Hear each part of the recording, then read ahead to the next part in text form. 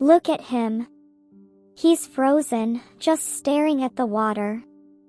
That reminds me of the Ball poem by John Berryman. The poem starts with a similar scene, a boy losing his ball. Yes, and it's not just about the ball, is it? It's about the boy's first brush with loss, an experience we all face eventually. Exactly. The ball symbolizes something valuable, perhaps childhood innocence, a cherished memory, or even a sense of security. Losing it is a metaphor for growing up and learning to cope with loss. But why doesn't the poet make the boy happy by giving him a new ball? That would have been simpler. That's the point, Ria. The poem is about accepting loss, not avoiding it. Berryman believes that understanding and enduring grief is essential for growth. Did you notice how the poem doesn't follow a fixed rhyme scheme? It's written in free verse, which makes it feel more like a real, raw moment from life.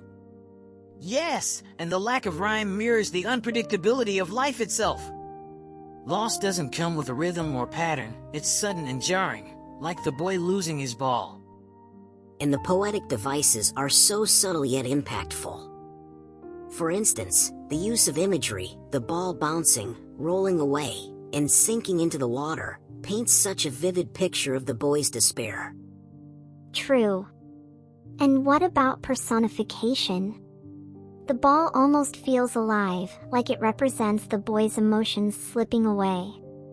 And then there's repetition, like in What? What is the boy now?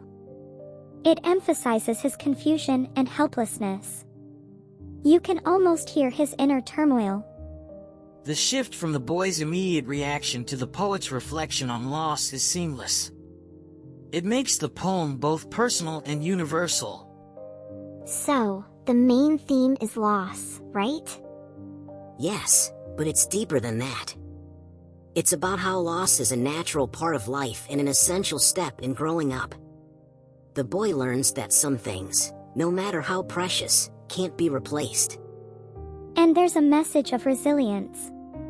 The poet doesn't sugarcoat the experience but shows that grief teaches us to value life's impermanence. The line "money is external" really stands out. It's a reminder that material possessions can't compensate for emotional losses. It's such a relatable lesson. We all have moments when we lose something important, and it feels like the end of the world. But eventually, we find the strength to move on. Look at him. Just like the boy in the poem, he's learning to let go and move forward. That's the beauty of the Ball poem. It's not just about loss, but about finding strength in the face of it. And that's why it's timeless. The emotions and lessons it conveys are universal and ageless. If this discussion helped you see the poem in a new light, Or if it reminded you of a time when you learned to let go. Don't forget to like this video, share it with your friends, and subscribe to the Eloquent Explorers for more literary adventures.